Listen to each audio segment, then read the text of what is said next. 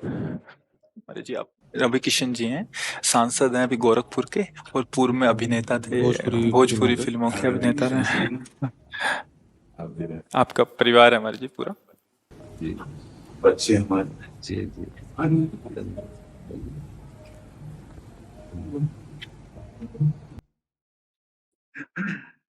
जीवन सदैव प्रकाशमय रहे, अंधकार हमें ग्रसित न कर पावे, मानव जीवन का परम लक्ष्य ही है।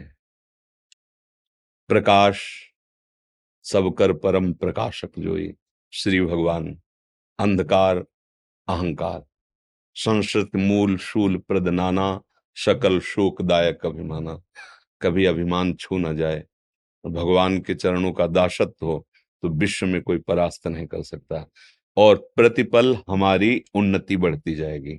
इसलिए आपको श्री लाडली जी ने कृपा करके अवसर दिया है, समाज सेवा का प्रभु ने अवसर दिया है। समाज रूप में हमारे भगवान ही विराजमान है। आपको सेवा के लिए चयन किया, जितनी सेवा का आपका अधिकार है, अधर्म पर शासन करते हुए अधर्मियों को दंड जरूर दिया जाए, क्योंकि क्षमा से अधर्म की प्रवृत्ति को बढ़ावा मिलता है और दंड से अधर्म भययुक्त होता है। और अगर अधर्म भययुक्त रहेगा तो धर्म की विजय होगी, धर्म की विजय होगी तो हमारा समाज सुखी हो जाएगा। आपको जो शासन में जो भी पद मिला हुआ है उसका सुंदर सदुपयोग किया जाए, दैन्य असहायक जनों को गले लगाया जाए, और जो अपने बलाभिमान से किसी को दुख देना चाहते हैं उन पर शासन किया जाए और भगवान का स्मरण किया जाए, तो ये लोक और परलोक दोनों पर विजय प्राप्त हो जाएगा। यही परलोक सकल सुख पावत, समस्त सुखों को प्राप्त करने का अधिकार आपका हो जाएगा, इस लोक में भी और परलोक में। बस दो बातें जीवन में ध्यान रखना, एक तो भगवान के दासत्व की ठसक रहे, मैं प्रभु का हूं, और उनका स्मरण करते। दूसरे, पद का दुरुपयोग न होने पाए स्वसुख वांछा से, और अधर्मी को बख्शना नहीं, तो इससे सेवा बन जाएगी। जैसे भक्ति भाव को समझा जा नया ठीक से समझने के कारण ये समझा जाता है कि बस दया और क्षमा ये भक्ति के प्रधान लक्षण हैं, पर उसको समझना पड़ेगा। अगर दया और क्षमा करके अधर्म को आप, तो उसका बढ़ावा दे रहे हैं आप, और वो न जाने कितनों को दुख देगा। अगर उसको दंड के द्वारा शासित कर दिया तो हजारों की सुरक्षा अब दया हो गई उसके ऊपर, क्योंकि उसकी भी सदगति होगी। जो अधर्म से युक्त है उसको दंड के द्वारा, शासन के द्वारा रोक दिया तो उसका अधर्माचरण रुका। मान लो वो मृत्यु को प्राप्त हो गया, मानो ऐसा अपराध किया मृत्यु को प्राप्त हो गया, तो अब उसका जो अधर्माचरण उसको भोगकर वो पवित्र होकर उन्नति को प्राप्त होगा। और अगर हमने उसको छोड़ दिया तो कहीं कहीं दंड ही बहुत बड़ी पूजा होती है। तो इस अधिकार में जैसे हमारे भारत के जो भी सेवा पद हैं वो समाज सुख को देने के लिए है। हम सब सेवक ही हैं, आप अधिकार के द्वारा, हम वाणी के द्वारा। सब चराचर जगत के सेवा सुख भाव को लेकर ही तो बैठे हैं। कैसी भी परिस्थिति हो, आप हमारे पास आए, आप हमारे भगवान हैं।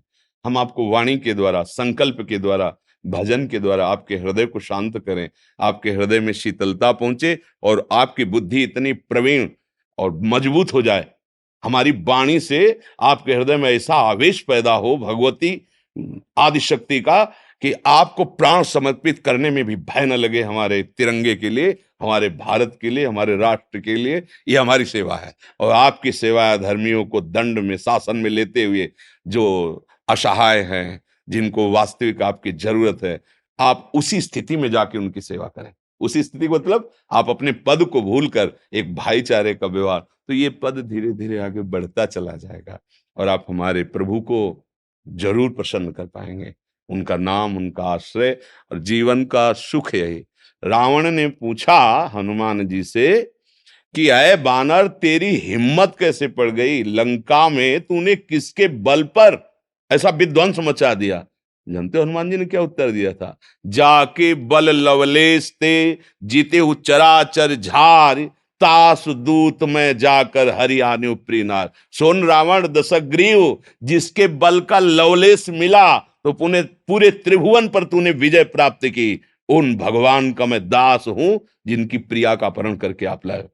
खास बात देखने की है कि जाके बल लवलेश ते जीते चराचर झार, तास दूत में, हम उनके दास हैं, कहीं भी कोई परास्त नहीं कर सकता।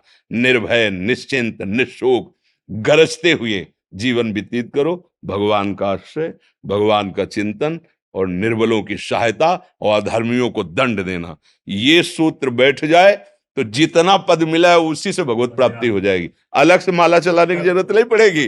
हाँ, यही पूजा है। तो निमित्त मात्र बन करके आप हमारे समाज प्रिय बने, समाज को सुख पहुंचाए और भगवान की कृपा का आश्रय रखें।